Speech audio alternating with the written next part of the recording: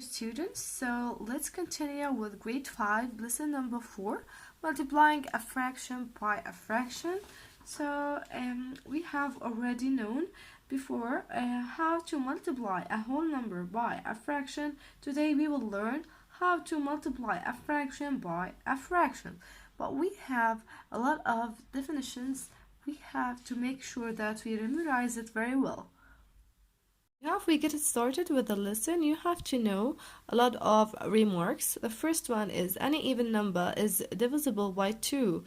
Example 4 or 6 or 8 or 10, 12, 100. All of them is ending with an even number, so it's always divisible by 2. So if I give it to you 132, it's ending with 2, so it's always going to be divisible by 2. If we have 422 or 444, all of them ending with even number, so always going to divide it by 2. Rule number 2. A number is divisible by 3 if the sum of the digits is divisible by 3. Example 21. 21, here you will summation 2 plus 1, you will add it together. So 3 can always divide it by 3. So 21 can always divide it by 3. 63. 6 plus 3 equals to 9, and 9 is multiple of 3. So 9 can always divide it by 3. So 69 can always divide it by 3. Rule number 3. A number is divisible by 5 if it's ending with 0 or 5. So example like that of 15, 20, 25, 30, something like that. So you have to memorize these rules at first. Then you're going to continue on our lesson. So let's begin with the first example. Find the product, simplify if it's possible. 3 over 4 times 4 over 5 equals 3 is the numerator for the first fraction and 4 is the numerator for the second fraction. 3 times 4 equals to 12 over 4 times 5 equals to 20, and both of them is even number. And we said before that you have to memorize the definition. So any even number, other word, can always divide it by 2. You have to say that 12 is an even number, can always divide it by 2. 20 is even number, can always divide it by 2.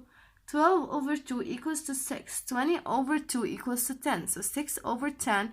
We have another mutual number together, so you didn't end. So you have to take next step with simplifying. 6 over 10. 6 even number, 10 even number, can always divide it by 2. You will come up with 3 over 5.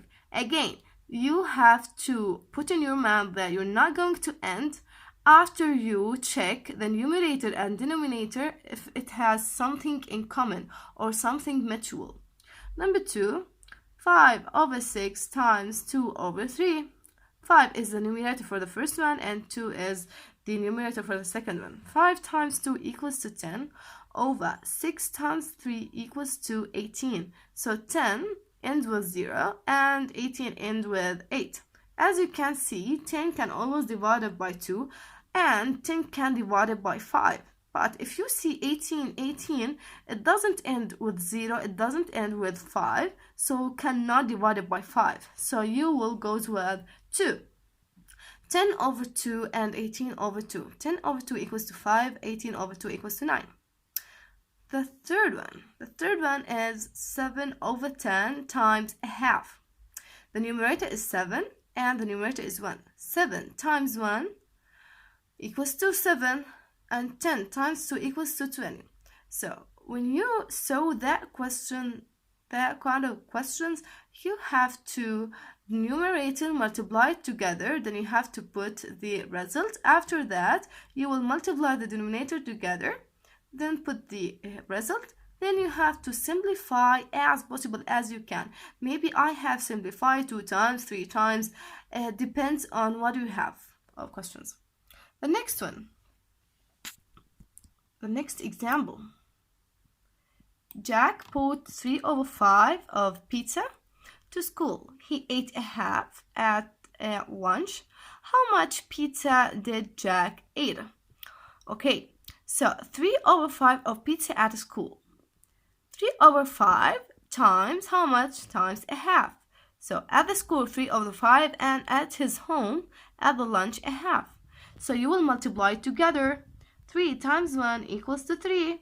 5 times 2 equals to 10.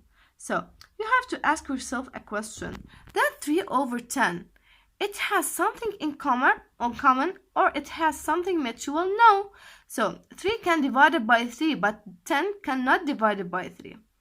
3 cannot divide it by 2, but 10 can divide it by 2. So we don't have anything in mutual. Leave it alone. Let's move on to another example. Example number 3.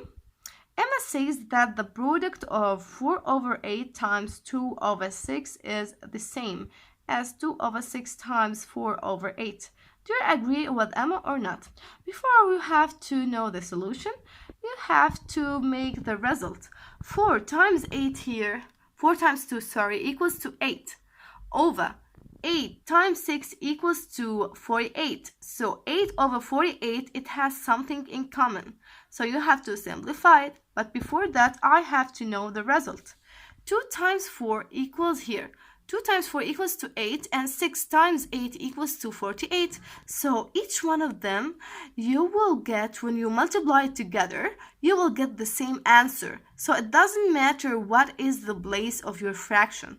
What's really matter that the result. The result is the same. So the solution going to be yes, I agree with Emma. It doesn't matter what order you multiply the fraction and the product is the same. So again, you have to put in your mind that we have something in math called about commutative property. Commutative property that it doesn't matter what fraction it's placed. What it really matter in this case is the result. The next question, example number 4, write a multiplication sentence to match each model. So you have to look at these models. We have two circles. Two circles have 4 equal parts. The first part here is shaded in dark or in the black color as you wish. So before of going to have this solution, you have to know that the dark part, you have to put it at the numerator, or the shaded part, you have to put it at the numerator, and the denominator is the whole parts. So how many parts we have here? We have 4 equal parts, and we have one of them shaded. So the numerator going to be less than denominator, and the shaded one. What is shaded here? We have one area is shaded out of 4 areas. So it's gonna be the numerator 1 over the denominator equals to 4. And here is as well. So one part of shaded area equals 1 times 1 equals to 1 over the denominator. The denominator here is 4 too. So both of them are same. So 1 over 4 times 1 over 4. 1 times 1 equals to 1, and 4 times 4 equals to 16.